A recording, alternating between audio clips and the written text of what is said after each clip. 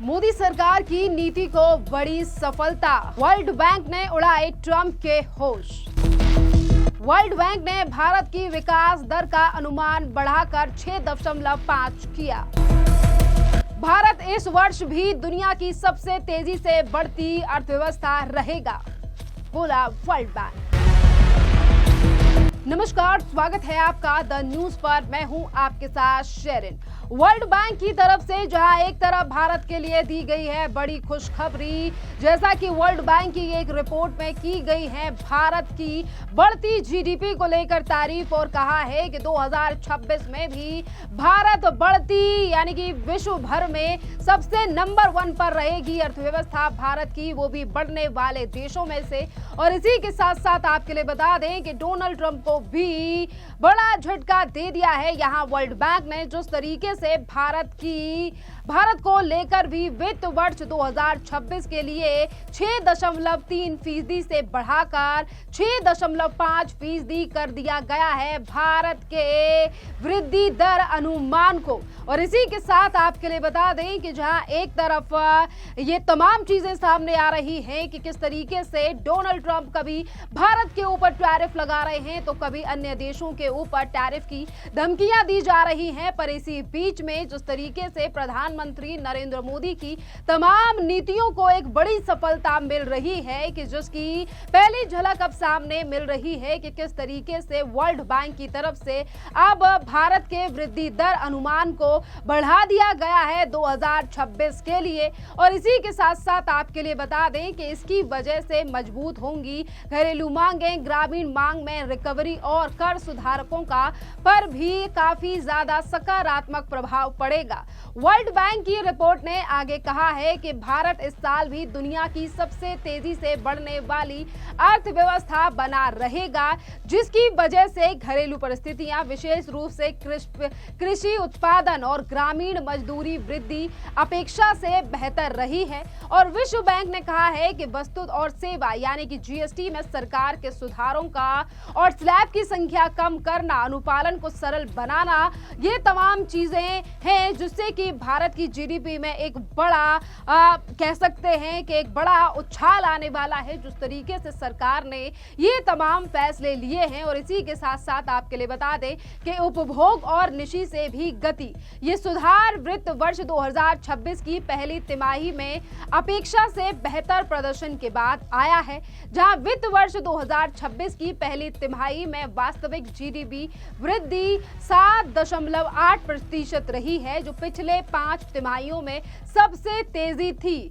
और world bank ने अपनी रिपोर्ट में यह भी कहा है कि भारत जिस तरीके की अर्थव्यवस्था और जिस तरीके से अर्थव्यवस्था बढ़ रही है वो आने वाले साल में भी इसी तरीके से तेजी से बढ़ता रहेगा। और इसी के साथ साथ आपके लिए बता दें कि ये जो वर्ल्ड बैंक की रिपोर्ट है इसमें वित्त वर्ष 2026 में बांग्लादेश की वृद्धि दर 4.8% रहने का अनुमान लगाया गया है, जबकि भूटान के लिए हाइड्रो पावर कंस्ट्रक्शन में देरी के कारण वित्त वर्ष 2026 के लिए पूर्व अनुमान को घटाकर 7.3% कर दिया गया है। लेकिन वित्त वर्ष 2027 में निर्माण की गति बढ़ने पर बदलाव होने की उम्मीद है।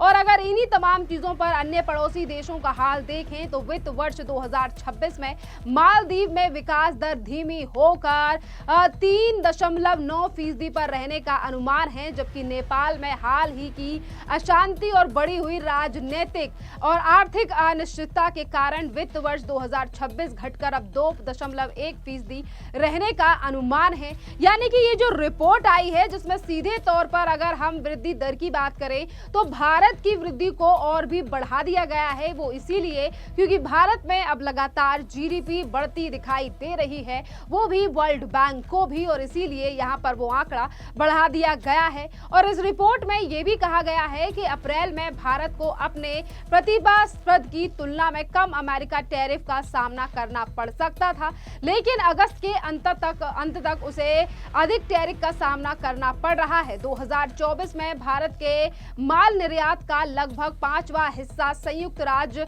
अमेरिका को जाएगा, जो कि सकल उत्पाद के लगभग 2% के बराबर है। इसी के साथ साथ आपके लिए बता दें कि नीतिगत समर्थन जारी रहेगा, क्योंकि अर्थशास्त्रियों को उम्मीद है कि जीएसटी में कटौती और आयकर में राहत से घरेलू खर्चों को बढ़ावा मिलेगा, जिससे कि त्योहार सीजन में उपभोग और आधिकारिक क्षेत्रों में सुधार को बल मिलेगा।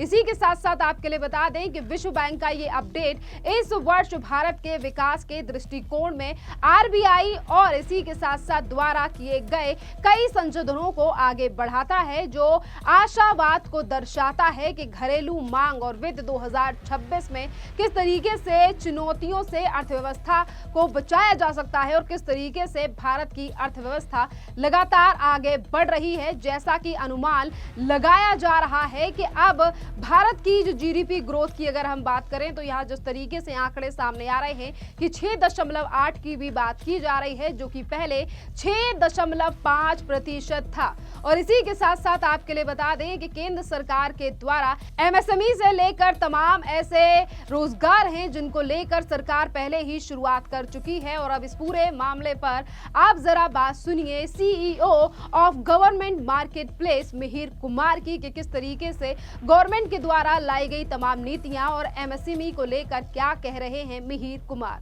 Happening on the MSME side, how we can do it better, and a very contemporary theme that making MSME future ready. Because as you know, I mean, we are living in a what people call as the VUCA world. So I mean, it was very contemporary, very relevant, and very engaging. Yes, we got to know that there is a lot of room for improvement so far as the hand-holding of the micro, small and medium enterprises is concerned. I mean, whatever we do, there is always a scope for further improvement, because this is one sector which is very vibrant. It's already deep-rooted. It has a wide spread across geography, and all kind of players are there. So, as you know, gradually we will definitely, as Honorable Prime Minister says, Atmanirbharta is an initiative where everybody has to participate, and MSME vertical has a lot of stake in doing that. Sir, e-market place is across 15 lakh. Yes, I mean 15.6 lakh crore, more than that. So we are very happy that, if I can say one statistics which is very heartening and very close to my heart, on the inclusivity side, I mean against a target of 25% of the GMV, which I mean the public sector and the government departments should achieve, we are close to touching 45%. So we are exceeding the expectation which is there from the environment. So that is very heartening. Obviously, we keep on discussing how we can improve the footprint of the micro, small and medium enterprises further on the government marketplace. So we'll continue engaging with the stakeholders and improve on that. Can you talk about the credit flow? Credit flow is already, there are a lot of players who are working on it. One distinguishing feature which we are working on is the purchase order finance, which is very distinct from the invoice finance. The normal financing happens when you have received not only the order, but when you have received you have shipped the item. We are moving from shipping as soon as you get the order. So that facility we will be creating, that we are working on, and we are very confident that we will be able to garner a lot of business for the PO finance on which we are working. RBI policy has provided some relief to MSME sector. That is something as not my domain, so I'll not be able to comment on that. Yes, I mean RBI keeps on helping the MSME vertical, so that continues, like priority sector lending and other kind of initiatives which RBI can do. Some land and labor challenges also. That is something, again, I mean we are not yet concerned with that, so I'll not comment on that. Can you talk about the tariff impact? Tariff? That is also something I would not like to basically comment upon. Yes, there obviously I would like to comment, because we are working on it. We are trying to create more functionality to increase the UI UX experience on the GEM portal. What we are working on is that gradually, I mean that is the future for the GEM. We will be creating ease of selling, ease of buying, and from mere facilitator, we would definitely like to become something called the procurement assistant, because the technology gives that kind of, the possibilities. So we'll be working on that. Thank you. देखिए, आपने government market place के CEO का बयान सुना है। उन्होंने किस तरीके से सरकार के द्वारा लाई गई नीतियों पर तमाम अपनी बातें रखी हैं और अब देखना अहम रहेगा कि किस तरीके से अब भारत की जीडीपी और भी ज्यादा आगे जाती है। जैसा कि प्रधानमंत्री नरेंद्र मोदी पहले ही कह चुके हैं कि जीडीपी से लेकर देश को भी आगे बढ़ाना है और किस तरीके से सरकार इस पूरे मामले पर कितनी और नीतियों को अपनाती है। खैर, जीडीपी में कटौती और इसी के साथ साथ राजस्व यानी कि जो टैक्स स्लैब है उसमें कम कटौती जो की गई है, इसका काफी बड़ा लाभ जनता को दिखाई दे रहा है। जैसा कि लगातार सोशल मीडिया पर इसकी कई वीडियोस भी आ रही हैं जिस पर उपभोक्ता काफी ज्यादा खुश नजर आ रहे हैं।